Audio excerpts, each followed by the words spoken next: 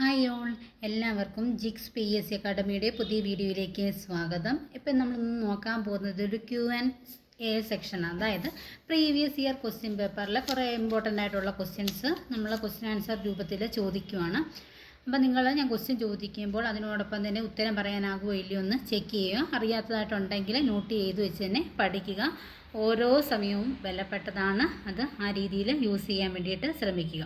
അപ്പോൾ ആദ്യത്തെ ക്വസ്റ്റ്യന്, ശ്വസന വ്യവസ്ഥയുടെ പ്രധാന ഭാഗം ഏതാണ്? ശ്വസന വ്യവസ്ഥയുടെ പ്രധാന ഭാഗം ഏതാണ്? ശ്വാസകോശമാണ്. പേശികളില്ലാത്ത അവയവം ഏതാണ്? പേശികളില്ലാത്ത അവയവം ഏതാണ്? ശ്വാസകോശമാണ് പേശികളില്ലാത്ത അവയവം. ശ്വാസകോശത്തെക്കുറിച്ചുള്ള പഠനം എന്താണ്? പൾമണോളജിയാണ്. ശ്വാസകോശത്തിൻ്റെ സംരക്ഷണ ആവരണം ഏതാണ്? പ്ലൂറയാണ്. ശ്വാസകോശത്തിൻ്റെ സംരക്ഷണ ആവരണം എന്ന് പറയുന്നത് ഏതാണ്? പ്ലൂറയാണ്. ശ്വാസകോശവും ഔരാശയ ഭിത്തിയും തമ്മിലുള്ള ഘർഷണം കുറയ്ക്കുന്ന ദ്രവം ഏതാണ്? പ്ലൂറയാണ്. ശ്വാസകോശവും ഔരാശയ ഭിത്തിയും തമ്മിലുള്ള ഘർഷണം കുറയ്ക്കുന്ന ദ്രവം ഏതാണ്? പ്ലൂറയാണ്. വായു ഉള്ളിലേക്കെടുക്കുന്ന പ്രവർത്തനം അറിയപ്പെടുന്ന പേരെന്താ? ഉള്ളിലേക്കെടുക്കുന്ന പ്രവർത്തനം അറിയപ്പെടുന്ന പേരാണ് ഉച്ഛ്വാസം. വായു പുറത്തേക്ക് വിടുന്ന പ്രവർത്തനം അറിയപ്പെടുന്ന പേരെന്താണ്? നിശ്വാസം. സി ആകൃതിയിലുള്ള തരുണാസ്ഥികളാൽ ബലപ്പെടുത്തിയ നീണ്ട കുഴൽ അറിയപ്പെടുന്നത് എന്താണ്? ശ്വാസനാളം എന്നാണ് അറിയപ്പെടുന്നത്.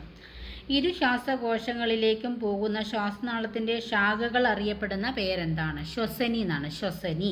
ശ്വസനിയുടെ അഗ്രശാഖകൾ അറിയപ്പെടുന്ന പേരാണ് ശ്വസനിക. ശ്വസനികളുടെ അഗ്രഭാഗത്ത് കാണപ്പെടുന്ന ഇലാസ്തികത സ്വഭാവമുള്ള അതിലോലമായ സ്ഥലകൾക്ക് പറയുന്ന പേരെന്താണെന്ന് ചോദിച്ചാൽ അതിനുത്തരം വായു അറകൾ എന്നാണ്. വായു അറകൾ. ശ്വാസകോശത്തിൻ്റെ അടിസ്ഥാന ഘടകം എന്താണ്?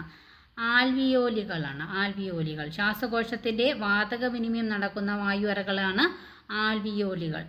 ഓക്കെ, ഇനിയും ഔരാശയത്തിൻ്റെ അടിത്തട്ടിലെ മാംസപേശികളുടെ പാളി ഏതാണ്? ഡയഫ്രമാണ്. ഒരു സെക്കൻഡിൽ പ്രവേഗത്തിലുണ്ടാകുന്ന വ്യത്യാസത്തിന് പറയുന്ന പേരാണ് എന്ത്? ത്വരണം. ത്വരണത്തിൻ്റെ യൂണിറ്റ് മീറ്റർ/സെക്കൻഡ്². ഓക്കെ, ബലത്തിൻ്റെ CGS യൂണിറ്റ് ഏതാണ്? ഡൈനാണ്. ബലത്തിൻ്റെ SI യൂണിറ്റ് എന്ന് ചോദിച്ചാൽ ന്യൂട്ടണാണ്. ചലനവുമായി ബന്ധപ്പെട്ട ബലം ഏതാണ്? യാന്ത്രിക ബലമാണ്. പ്രകൃതിയിലെ ഏറ്റവും ശക്തമായ ബലം ഏതാണ്? ന്യൂക്ലിയർ ബലം. പ്രകൃതിയിലെ ഏറ്റവും ദുർബലമായ ബലം ഏതാണ്? ഭൂഗുരുത്വാകർഷണ ബലമാണ്. കേശിക താഴ്ച കാണിക്കുന്ന ദ്രാവകം ഏതാണ്? മെർക്കുറി. ഗുരുത്വാകർഷണ നിയമം ആവിഷ്കരിച്ച ശാസ്ത്രജ്ഞൻ ആരാണ്? ഐസക് ന്യൂട്ടനാണ്. ഒരേ ഇനം തന്മാത്രകൾ തമ്മിലുള്ള ആകർഷണ ബലം അറിയപ്പെടുന്ന പേരെന്താണ്? കുഹിഷനാണ്. വ്യത്യസ്ത ഇനം തന്മാത്രകൾ തമ്മിലുള്ള ആകർഷണ ബലമാണെങ്കിൽ ഏതാണ്? അഡ്ഹീഷനാണ്. ഖരാവസ്ഥയിലുള്ള ഒരു സ്നേഹകത്തിന് ഉദാഹരണം ചോദിച്ചാൽ ഗ്രാഫൈറ്റ്. ഒരു വസ്തു മറ്റൊരു വസ്തുവിന് മുകളിലൂടെ നിരങ്ങി നീങ്ങുമ്പോൾ അനുഭവപ്പെടുന്ന കർഷണ ബലത്തിന് പറയുന്ന പേരെന്താണ്? നിരങ്ങൽ കർഷണമാണ്. ഒരു വസ്തു മറ്റൊരു വസ്തുവിന് മുകളിലൂടെ തെന്നി നീങ്ങുമ്പോൾ അനുഭവപ്പെടുന്ന കർഷണ ബലമാണ് എന്ത്? നിരങ്ങൽ കർഷണം.